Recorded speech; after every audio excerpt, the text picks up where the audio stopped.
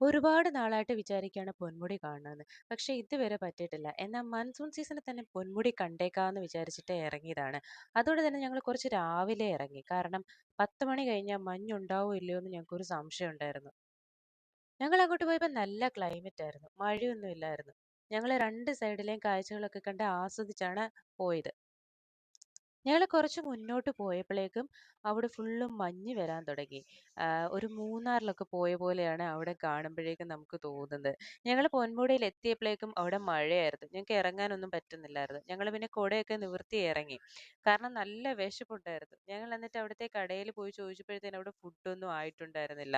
പിന്നെ ഞങ്ങളവിടെ കണ്ട കപ്പലണ്ടിയൊക്കെ മേടിച്ച് കഴിച്ചിട്ട് ഇറങ്ങി.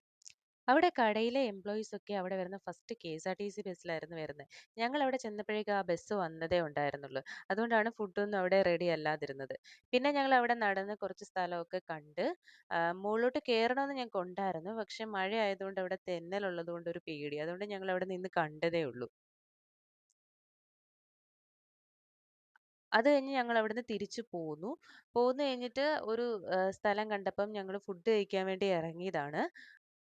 ഇവിടുത്തെ ചേച്ചി ഞങ്ങളെ ബ്രെഡ് ഓംലെറ്റ് ഉണ്ടെന്ന് പറഞ്ഞിട്ട് വണ്ടിക്ക് കൈ കാണിച്ച് നിർത്തിയതാണ്. ഞങ്ങളവിടെ ഇറങ്ങിയ സമയത്ത് ഇത് റെഡി ആവാൻ വേണ്ടി കുറച്ച് സമയം എടുത്തു. ആ സമയത്ത് ഞങ്ങളവിടെ ആ സ്ഥലം എല്ലാം നിന്ന് കണ്ടു. ഇതെന്റെ കസിനാണ്. ഇവള് ഐസറിലാണ് പഠിക്കുന്നത്. ഇവക്ക് പൊന്മുടി കുറച്ച് അടുത്താണ് കേട്ടോ. അവർ അവിടുന്ന് കുറച്ച് ഡിസ്റ്റൻസേ ഉള്ളൂ. അപ്പം ഞങ്ങള് അവളെയും കൂടെ കൂട്ടിയതാണ്. ഇതാണ് ഞങ്ങടെ ബ്രെഡ് ഓംലെറ്റ്. നല്ല ടേസ്റ്റ് ഉണ്ടായിരുന്നു. ഞങ്ങളതൊക്കെ കഴിച്ചിട്ട് പിന്നെ അവിടുന്ന് തിരിച്ചു പോന്നു.